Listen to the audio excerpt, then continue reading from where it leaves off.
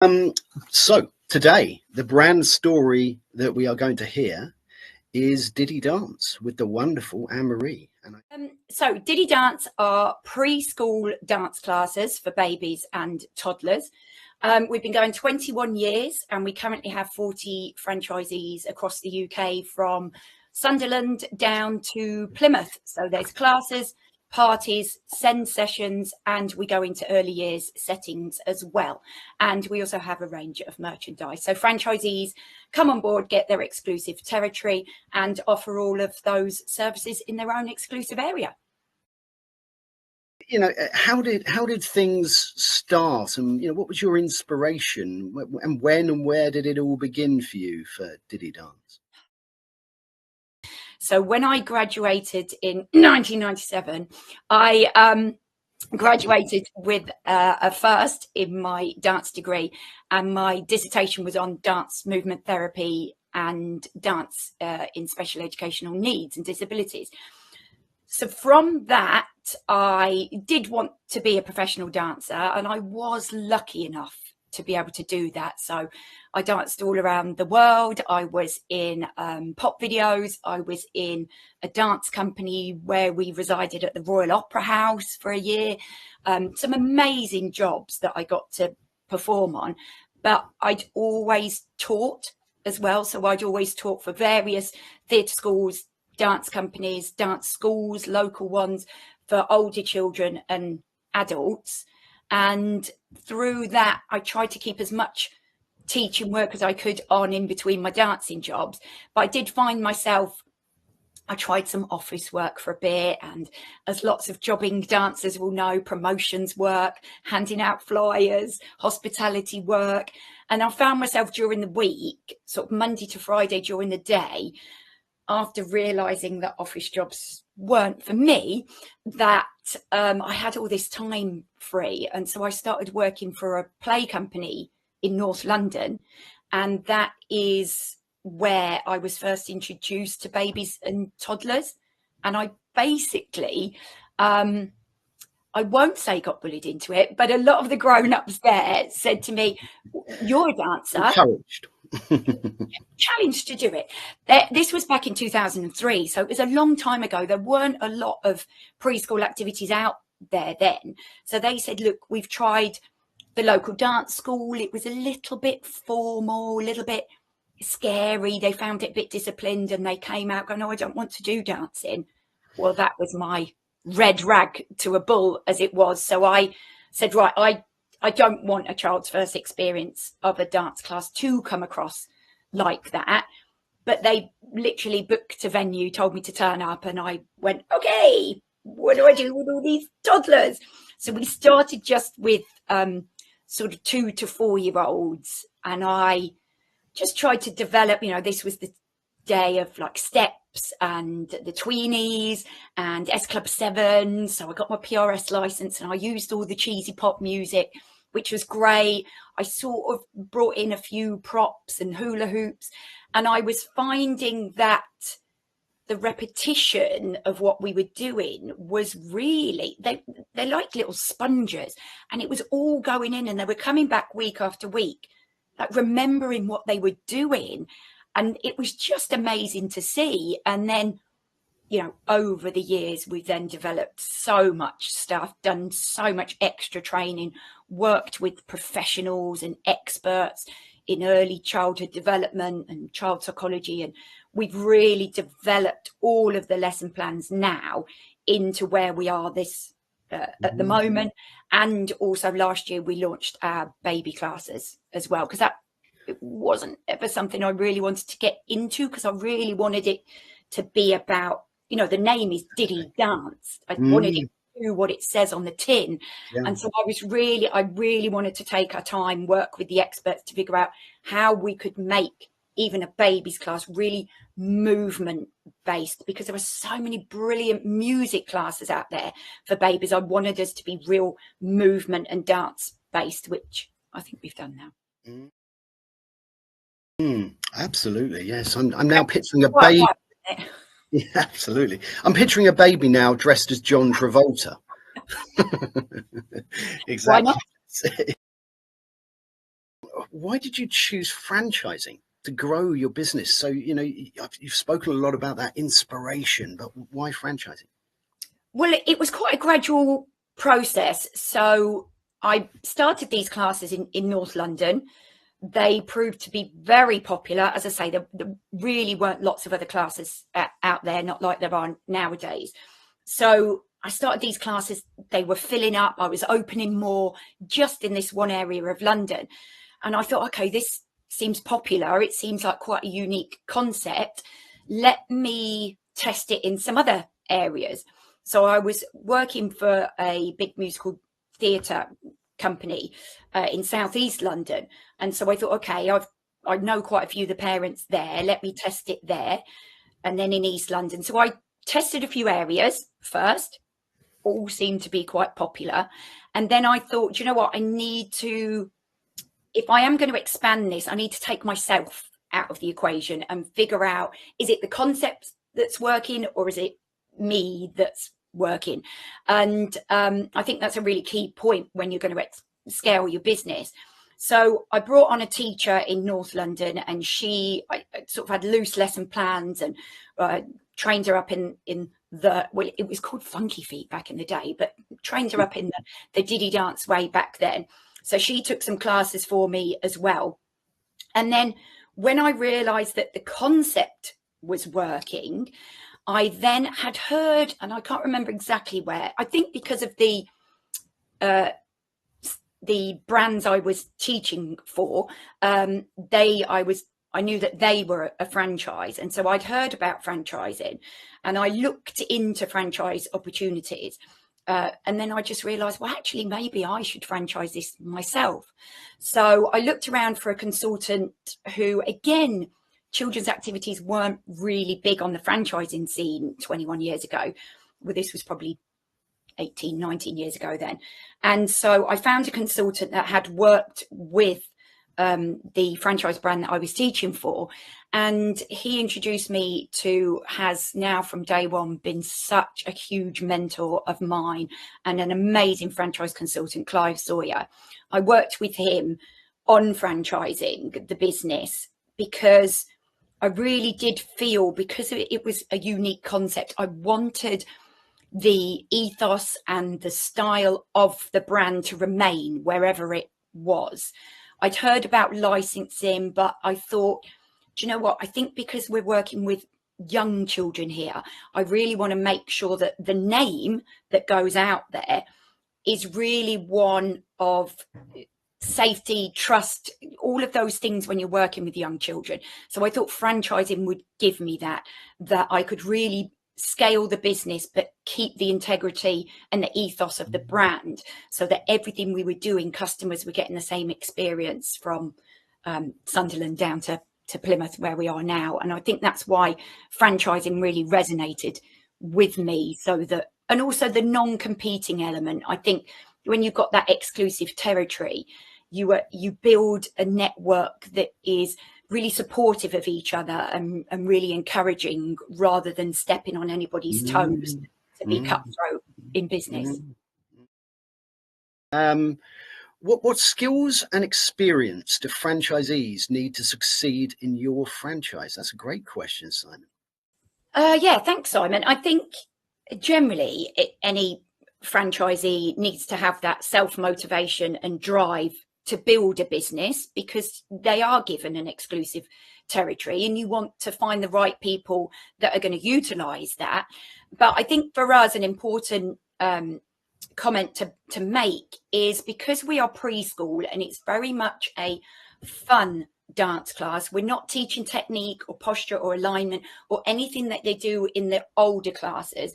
We don't have to find qualified dance teachers.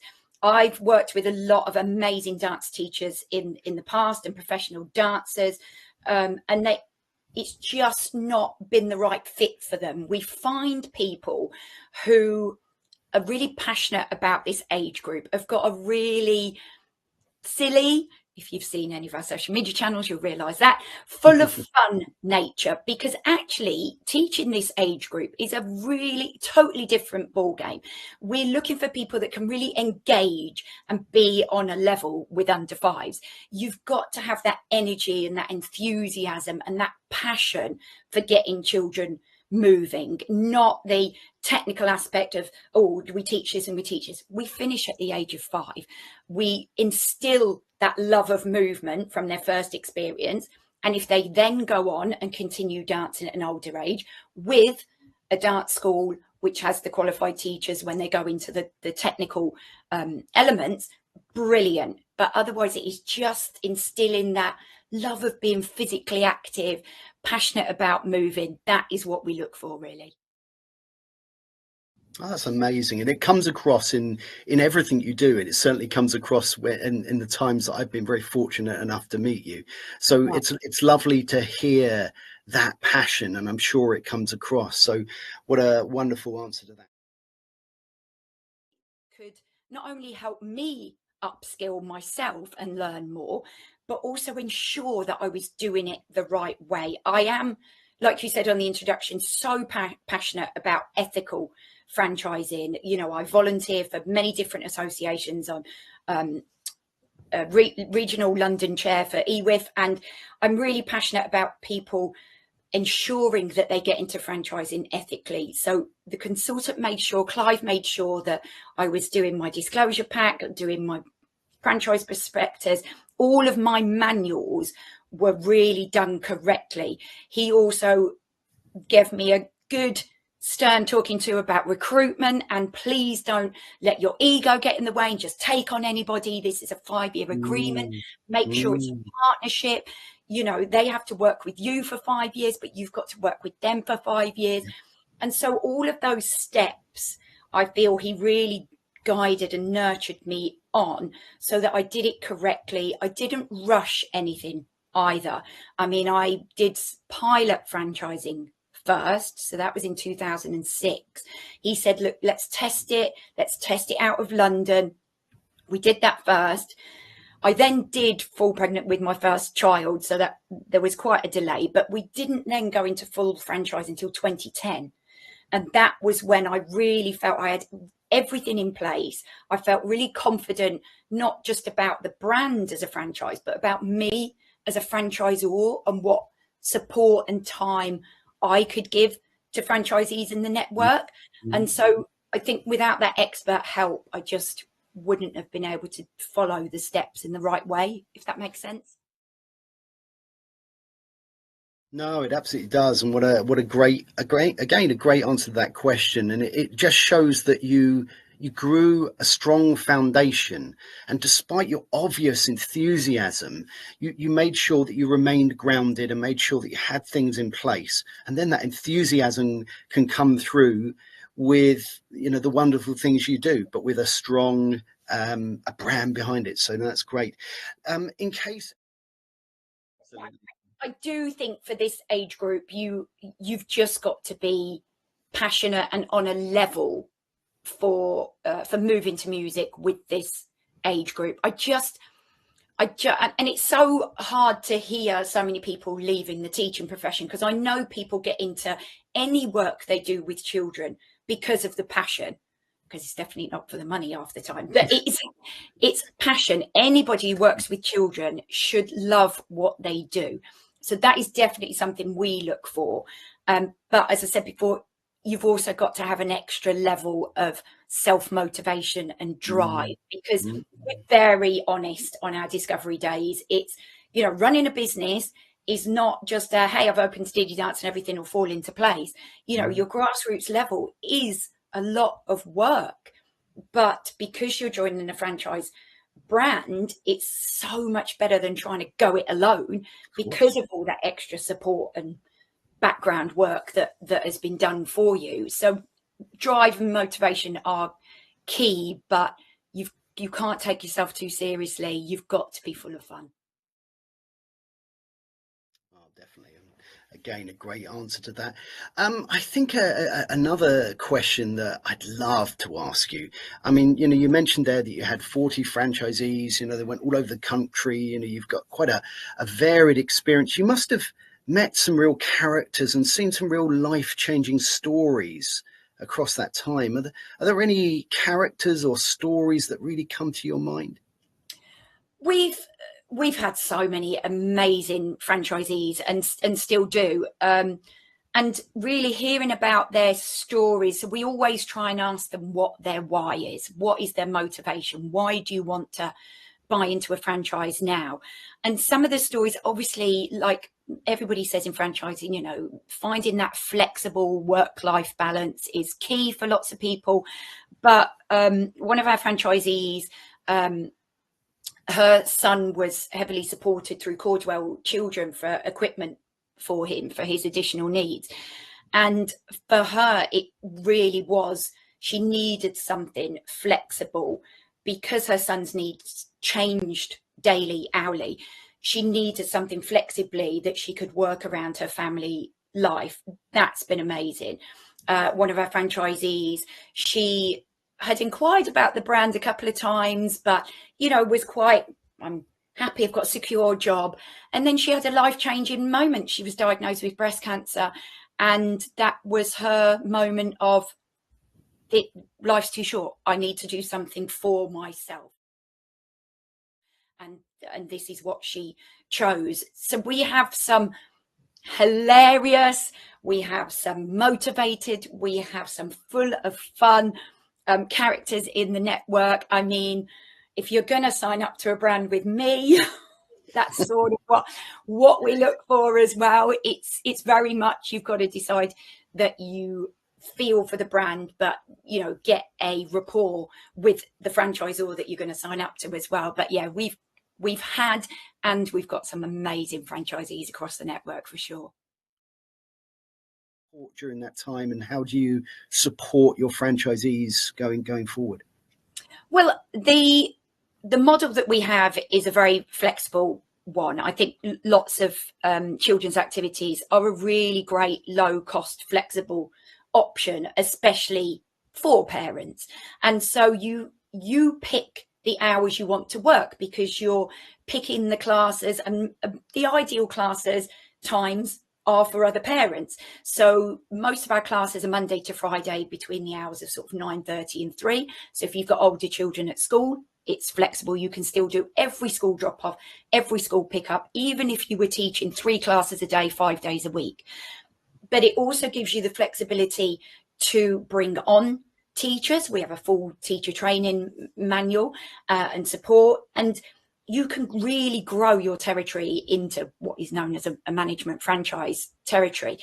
So you have the scope to go as big as you want, but you also have that scope. We're not, you must be achieving this and must be achieving that. We're not that type of brand. We appreciate what people come into the brand for, and we support them in that. So all of the initial training on every aspect of the business, not just teaching the classes, but our ongoing support. And it's not just from myself and the head office team, who are brilliant. It's about the peer-to-peer support within the network as well. So all of the local regions, they're all very supportive of each other. The national forum that we have, the monthly webinars with guest speakers, and anything that crops up of, oh gosh, right, this has happened, or this has changed in the statutory framework, or anything that is relative to the business, we try and address it straight away. We are on it, and we'll get a monthly Zoom on it. We also have our annual conference where generally we just all get together for the day, make TikToks. No, there is more to it, but we really try and it's a great day, but it's about team building and really bringing even more of that support into the network, so that it's not just hearing from me all the time. They're all like, oh no, Anne-Marie goes again.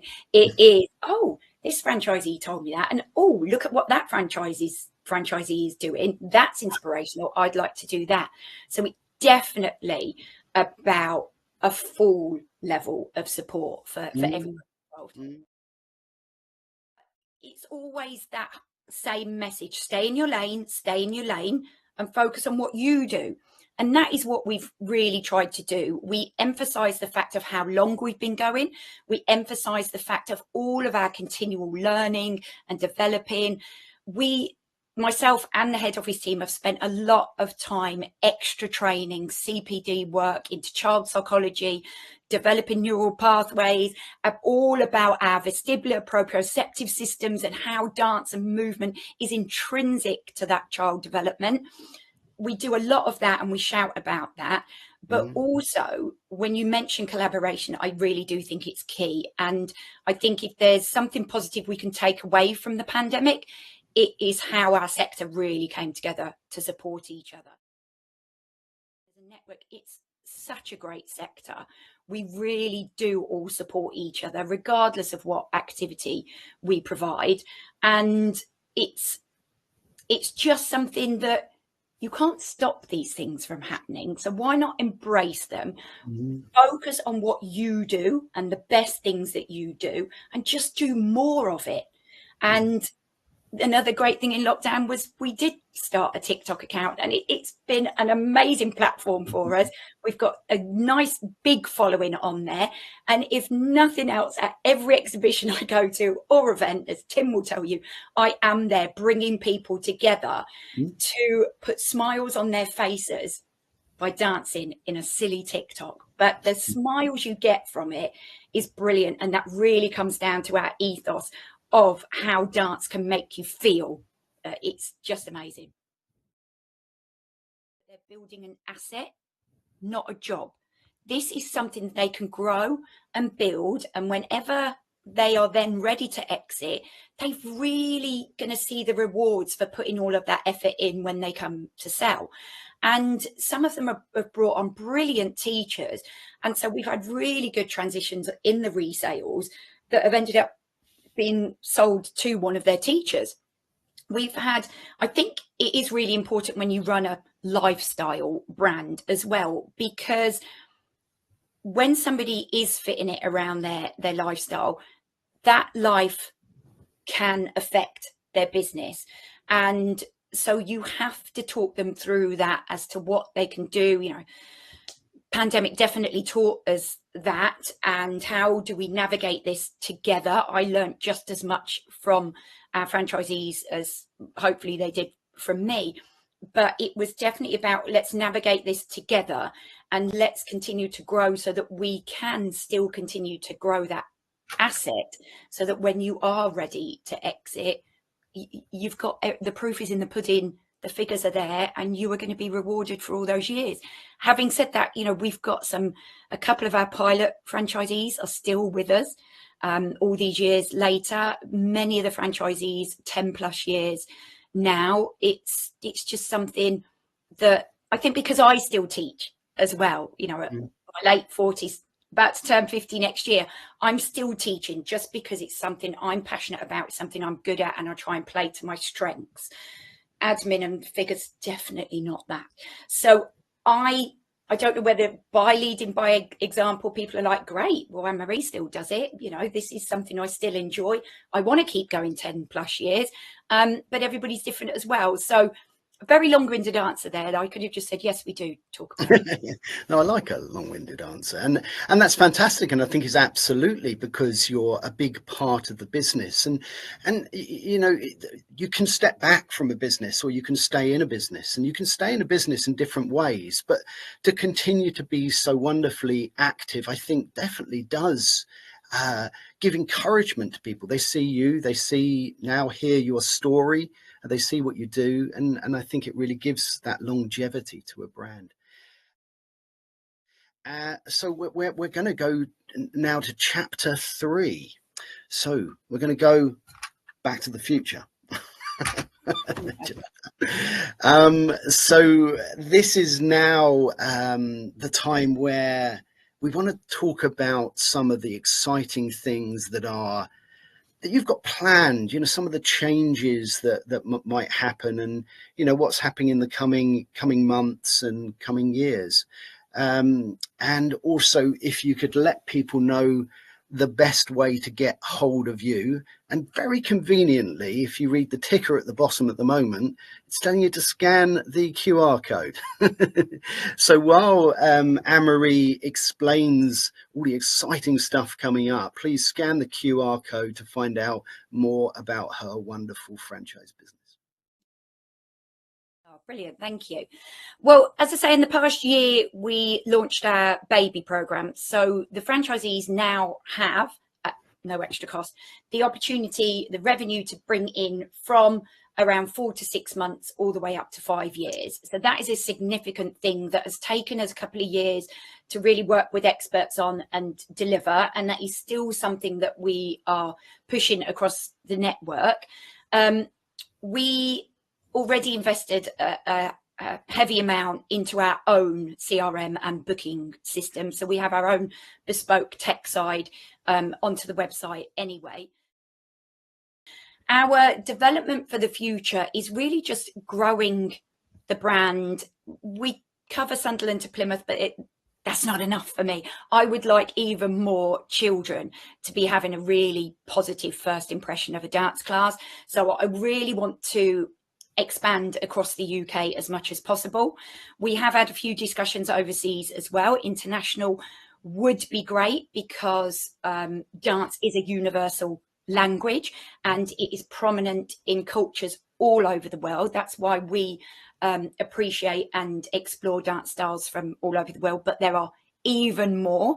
And some of the franchisees that we have in the network now, we are working with them to develop more dance styles from their cultural backgrounds.